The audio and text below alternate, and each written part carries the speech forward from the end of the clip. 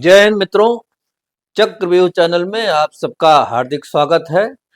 दीपावली की आप सभी को ढेर सारी शुभकामनाएं, बहुत बहुत बधाइयाँ। आप सभी इस प्रकार से प्यार करते रहें और हमारे चैनल को सब्सक्राइब करते रहें, शेयर करते रहें, प्रमोट करते रहें। हम आपके बहुत आभारी रहेंगे। हमने पिछले एपिसोड में बात किया था गोंडवाना साम्राज्य की। आज उसके आगे का क्या वृत्तांत है, गोंडवाना साम्राज्य पार्ट 2 की बात होगी और बात होगी गोंडवाना साम्राज्य के स्वर्णिम युग का और बात होगी वीरांगना रानी दुर्गावती की महान गाथा का। शेरशाह सूरी, मुगल शासक अकबर, बाज बहादुर जैसे शासकों को धूल चटाने वाले उस महारानी, उस वीरांगना दुर्गावती का इतिहास बहुत रोचक है। एक कहानी नहीं, वास्तविकता है।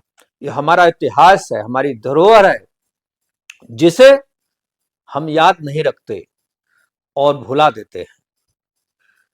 गोंडवाना साम्राज्य का जो चरमोत्कर्ष था 15वीं शताब्दी के अंत में, उस साम्राज्य में गोंड वंश के महान प्रतापी राजा संग्राम सिंह का शासनकाल प्रारंभ हुआ, जिसे हमने पिछले वीडियो में बताया था कि वो अमानदास थे, उनका नाम था। उनका वास्तविक नाम अमानदास था और उन्होंने शाह की उपाधि गयासुद्दीन खिलजी को परास्त किया और उन्होंने शाह की उपाधि धारण की। संग्राम शाह उनका नाम आगे चल करके प्रसिद्ध हुआ और इसकी पुष्टि दमोह के पास ढरका गांव है, वहां से प्राप्त एक शिलालेख से भी होती है। रामनगर प्रशस्ति में लिखा है कि प्रतापी अर्जुन देव का पुत्र संग्राम शाह था। उसने 52 गढ़ों को जीत लिया था।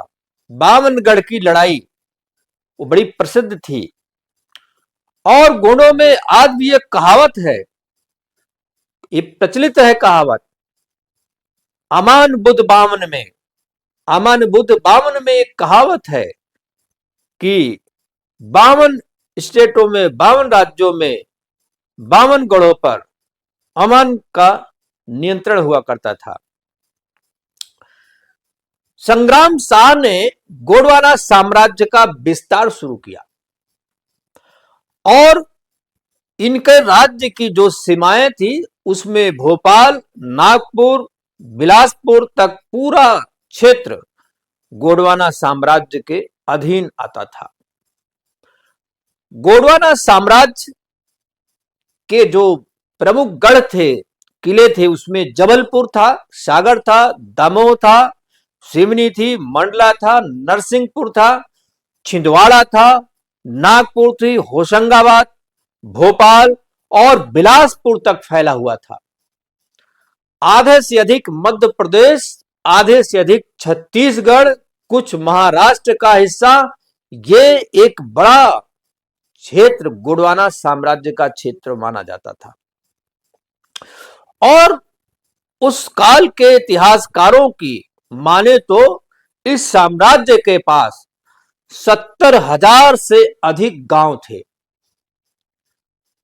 आज गांव की संख्या भारत में 6 लाख के आसपास है आज, जबकि गांव की संख्या मध्यकालीन भारत में बहुत कम हुआ करती थी। आज तो बहुत गांव बस गए, नए नए गांव बस गए, बस तो चले जा रहे हैं। तब 6 लाख के आसपास गांव की संख्या, 70,000 गांव किसी साम्राज्य का हिस्सा होना ये बहुत बड़ी बात होती है। ये था और बाद में महारानी दुर्गावती ने इसका विस्तार करके 70 से 80,000 गांव पहुंचा दिया था। उनके कालखंड में 80,000 गांव तक गोंडवाना साम्राज्य था। इसमें कहा गया इस साम्राज्य के पास 57 किले थे। इतने किले या तो मराठों के पास हुआ करते थे। शिवाजी राजे महाराज ने बहुत सारे किले महाराष्ट्र में बनवा रखे थे, जगह जगह छोटे छोटे किले, या तो इन क्षेत्रों में थे। ये भी जंगली पहाड़ी क्षेत्र था, महाराष्ट्र का जंगली पहाड़ी क्षेत्र था, यहाँ छोटे छोटे किलों की भरमार थी। और ऐसा कहा गया कि जो परगना है वहां, उसमें परगना शब्द बहुत था, एक जिले के रूप में, जिसे बाद में तहसील कह दिया गया। 57 परगना इस साम्राज्य में लगते थे। और हालांकि कुछ इतिहासकारों ने इसे 56 परगना, 56 सूबे का नाम दिया है। सूबा शब्द भी मुगल उसमें आया था, कल्चर में ये किया गया है। और अकबर के जो दरबारी कवि थे, जो इतिहासकार भी थे और जिन्होंने लड़ाइयां भी लड़ी है, अबुल फजल साहब, अबुल फजल साहब ने भी अपने अकबरनामा में लिखा है कि 23,000 गांव में प्रत्यक्ष रूप से इनका प्रशासन था। यानी 23,000 गांव अकबरनामा में अबुल फजल ने स्वीकार किया था। अब कुछ गांव ऐसे रहे होंगे जिन पर उनका क्लेम रहा होगा, दूसरे राजाओं का क्लेम रहा होगा, उसको किसी ने जीत लिया, किसी ने हड़प लिया, कुछ कर लिया, उनको उन्होंने नहीं काउंट किया होगा। और यह भी कहा उन्होंने अपने अकबरनामा में कि शेष जो हिस्सा था वो सामंतों के अधीन गांव थे। अर्थात यह भी था कि गोंडवाना साम्राज्य में सामंत हुआ करते थे। अर्थात 23,000 गांव गोंडवाना साम्राज्य के सीधे नियंत्रण में माना गया और बाकी जो गांव थे वो उनके सामंतों के अधीन दिए गए थे। ऐसा भी उन्होंने लिखा हुआ है अकबरनामा में। और गोंडवाना या जो गढ़ा कटंगा का विस्तृत वर्णन भी अकबरनामा में काफी मिलता है और इसे एक संपन्न राज्य बताया गया है।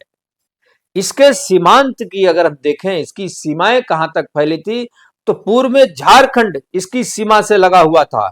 उत्तर में रीवा स्टेट, रीवा स्टेट जो उत्तर प्रदेश मध्य प्रदेश के बॉर्डर पर पड़ता है, उत्तर की सीमा रीवा स्टेट थी।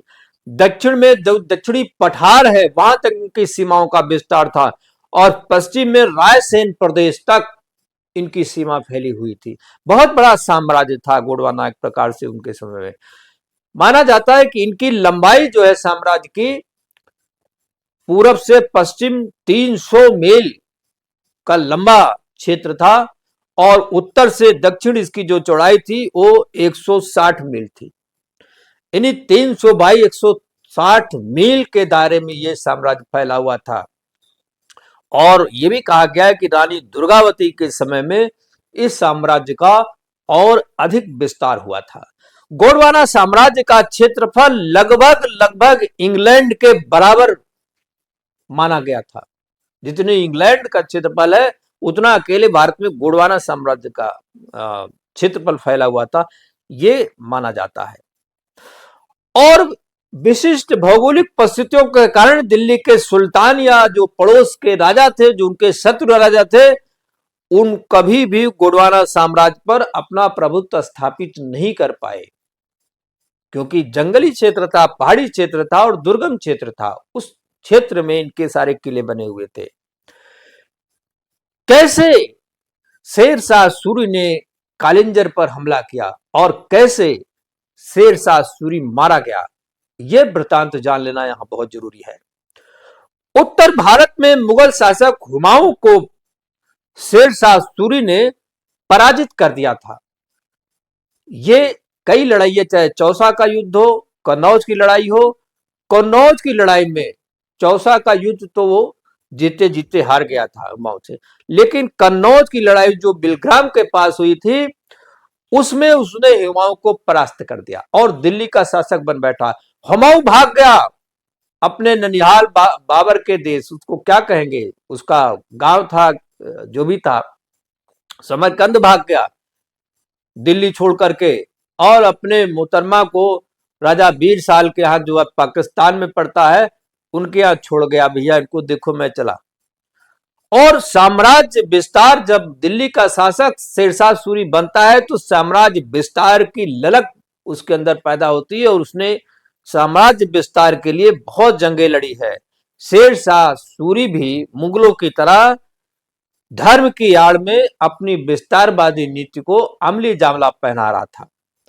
कालिंजर के चंदेल शासक कीरत सिंह को इन सब चीजों से चिंता होने लगी, क्योंकि वो टारगेट पर आ चुके थे। और शेर शाह अनेक मुस्लिम आक्रांता भी थे, जिनसे ये जो इलाका था, बुंदेलखंड का इलाका, जो मालवा का इलाका था, यहां पर जो कुछ अन्य राजाओं के इलाके थे, दिल्ली शासकों से इनको सुरक्षा को खतरा होता था। और इसलिए राजा कीरत सिंह जो चंदेल शासक थे, उन्होंने शेर शाह और अन्य मुस्लिम जो शासक थे, आक्रांता थे, उनसे बचने के लिए, उनको मुंहतोड़ जवाब देने के लिए उन्होंने गोंडवाना साम्राज्य के महान शासक संग्राम शाह से मित्रता का प्रस्ताव रखा। और वो भी समझदार थे, उनको भी यही खतरा था, मुगलों से खतरा था, बाज बहादुर से खतरा था, शेर शाह से खतरा था, वो जानते थे। उन्होंने हाथ मिला लिया और बाद में यही संबंध वैवाहिक संबंध में बदल गया था और वीरांगना दुर्गावती के नाम से एक नया इतिहास लिखा जाना था। इसलिए इस संबंध का भी इतिहास में बड़ा महत्व है। वीरांगना रानी दुर्गावती का जन्म महोबा साम्राज्य के राजपूत महाराजा कीर्ति वर्मन द्वितीय, जिन्हें भैरव वर्मन और कीरत सिंह चंदेल के नाम से भी जानते हैं, जिन्हें शालिवाहन भी कहा गया है, इतिहास में कहीं कहीं लिखा गया है, उनके यहां 5 अक्टूबर 1524 को दुर्गाष्टमी के दिन हुआ था और इसीलिए इनका नाम दुर्गावती रखा गया था। इनके माता का नाम कमलावती था और इनका विवाह गढ़कटंगा राज्य के राजपूत राजा दलपत शाह के साथ हुआ था, जिन्हें गोंड राजा संग्राम शाह ने गोंद लिया था, क्योंकि उनके कोई संतान नहीं थी। यह इतिहास में लिखा गया है। संग्राम शाह ने राजा कीरत सिंह से उनकी सुपुत्री दुर्गावती का दलपत शाह, अपने दत्तक पुत्र दलपत शाह के लिए विवाह का प्रस्ताव रखा और राजा कीरत सिंह ने स्वीकार कर लिया। लेकिन दुर्भाग्य से 1541 में राजा संग्राम शाह का निधन हो गया। बावजूद इसके राजा कीरत सिंह ने अपने वचन का मान रखा और उन्होंने अपनी सुपुत्री वीरांगना दुर्गावती का विवाह दलपत शाह से कर दिया, जो गोंड साम्राज्य के राजा बने थे। दलपत शाह संग्राम शाह के दत्तक पुत्र थे और महोबा के चंदेल और गोंडवाना के बीच ये जो विवाह हुआ, इससे दोनों के मध्य एक मजबूत शासन की, मजबूत सहयोगी की नींव पड़ी। अबुल फजल ने भी अकबरनामा में लिखा है कि गोंडवाना के गोंड राजा संग्राम शाह जो निसंतान थे, उन्होंने दलपत शाह को गोद लिया था। महारानी सामग्री के रूप में वीरांगना रानी दुर्गावती का उदय होता है और सन 1545 में शेर शाह सूरी ने कालिंजर पर हमला किया और वहां वो मारा गया, जिसमें रानी दुर्गावती की महत्वपूर्ण भूमिका थी। इस युद्ध में राजा कीरत सिंह भी बलिदान हो गए। राजा कीरत सिंह के बलिदान होने के बाद रानी दुर्गावती को बहुत बड़ा धक्का लगा, क्योंकि उनके विवाह के 1 साल पहले 1541 में उनके जो ससुर से, उनके पति दलपत शाह के जो पिताजी थे संग्राम शाह भी, उनकी भी मृत्यु हुई थी और शादी के 4 साल बाद इनके पिता कीरत सिंह की मृत्यु हो गई। और दुर्भाग्यवश उसी के 1 साल के अंतराल में इनके पति राजा दलपत शाह की भी मौत हो गई। यह एक वज्रघात था, एक के बाद एक। महारानी दुर्गावती के जीवन में वो बाधाएं आनी थी, जिन बाधाओं को पार करके जो उन्होंने सफर तय किया, जिससे वो इतिहास में अमर हुई है, ये इसमें बहुत महत्वपूर्ण है और उन्हें बड़ा साहस दिखाया। और साहस के साथ 5 वर्षीय जो अल्प वयस्क पुत्र था वीर नारायण, उनकी ओर से गोंडवाना साम्राज्य की सत्ता उन्होंने संभाली। आज ये वर्तमान जबलपुर इसके राज्य का केंद्र माना जा सकता है। इस प्रकार से गोंडवाना साम्राज्य की वीरांगना रानी दुर्गावती का एक महान शासक के रूप में उदय होता है। रानी दुर्गावती ने अपने जीवन में कई युद्ध लड़े और कोई युद्ध उन्होंने हार का सामना नहीं किया। सूबेदार बाज बहादुर ने रानी दुर्गावती पर युद्ध थोपने की कोशिश की और वो उसे हार का सामना करना पड़ा। दूसरी बार भी उसने महारानी दुर्गावती पर, उनके राज्य गोंडवाना पर चढ़ाई की। इस बार महारानी ने उनकी पूरी सेना का सफाया कर दिया। फिर पलट करके कभी गोंडवाना साम्राज्य पर बाज बहादुर ने हमला नहीं किया। दुर्गावती ने तीनों मुस्लिम राज्यों को बार बार युद्ध में परास्त किया। मुगलों को भी, शेरशाह सूरी को भी, जो अफगानी शासक शेरशाह सूरी था, और बाज बहादुर को भी। पराजित मुस्लिम राज्य इतने भयभीत हुए कि उन्होंने गोंडवाने की ओर झांकना बंद कर दिया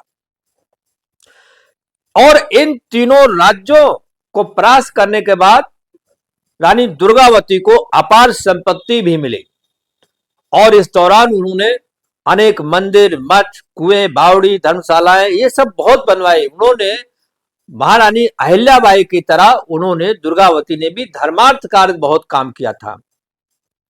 मुगल सेनापति आसफ खान को भी उन्होंने युद्ध में हराया था। रानी दुर्गावती ने अकबर के जुल्म के आगे झुकने से इनकार कर दिया।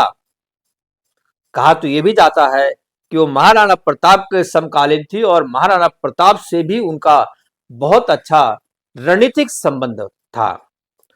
स्वतंत्रता और अस्मिता के लिए उन्होंने युद्ध को चुना, परतंत्रता को नहीं चुना। और अंतिम युद्ध उनका जून 1564 में मुगल सेना के साथ हुआ था और उसमें वो बलिदान हो गई। कुछ इतिहासकार बताते हैं कि युद्ध के मैदान में वो मारी गई थी और कुछ कहते हैं कलिंजर के दुर्ग में उनका निधन हुआ था। लेकिन उनके साथ ये भी घटना है कि जब वो हार रही थी और शत्रु से घिर रही थी तो अपने सैनिक को कहा कि मेरा सर धड़ से अलग कर दो, मैं जीते जी शत्रु के बंधन में नहीं जाना चाहती हूं। तो सैनिक ने उनके आदेश को मानने से इनकार कर दिया और उन्होंने अपने ही छुरी से उन्होंने स्वयं अपना वध कर लिया था। ये कहानियां प्रसिद्ध है उनके लिए।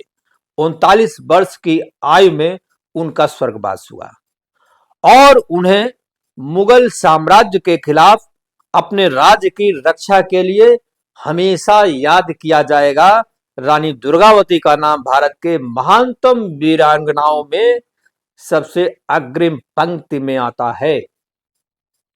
ये इतिहास हम सबको याद रखनी चाहिए कि हमारे राजाओं ने ही नहीं, रानियों ने भी दुश्मनों से लोहा लेते समय कोई हिचक, किसी प्रकार का उन्होंने अपनी कमजोरी दिखाने की कोशिश नहीं की। आज मैं यहीं पर इसको विराम देता हूं। फिर कभी किसी नए एपिसोड में मुलाकात होगी। चैनल को सब्सक्राइब करें, लाइक करें, शेयर करें और दिवाली की पुनः ढेर सारी बधाई। नमस्कार, जय हिंद,